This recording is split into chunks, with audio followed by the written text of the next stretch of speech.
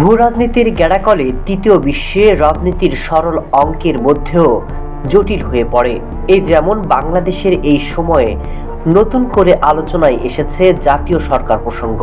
গুঞ্জন উঠেছে নির্বাচনের পর একটি জাতীয় সরকার গঠন হতে পারে, যেই সরকার বর্তমান অন্তর্বর্তী সরকারের নেওয়া সংস্কার কার্যক্রম এগিয়ে নেবে। জাতীয় সরকার গঠনের আনুপাতিক হারে রূপরেখা প্রস্তাব করেছে জাতীয় ঐক্য এবং সংহতি পরিষদ। এতে অন্তর্বর্তী সরকারের প্রধান উপদেষ্টা ডক্টর মোহাম্মদ ইউনূসকে রাষ্ট্রপতি এবং বিএনপির ভারপ্রাপ্ত চেয়ারম্যান তারেক রহমানকে প্রধানমন্ত্রী, জামাত ইসলামের আমির ডক্টর শফিকুর রহমানকে উপপ্রধানমন্ত্রী এবং ডক্টর বদিউল আলম মজুমদারকে উপপররাষ্ট্রমন্ত্রী করে জাতীয় সরকার গঠনের আহ্বান জানায় দলটি।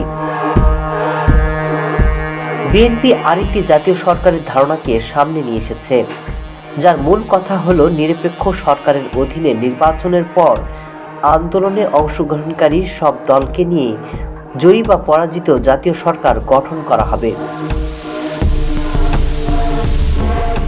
ঐকমত্যের সরকার গঠনে রাজি বাংলাদেশের ইসলামপন্থী দল।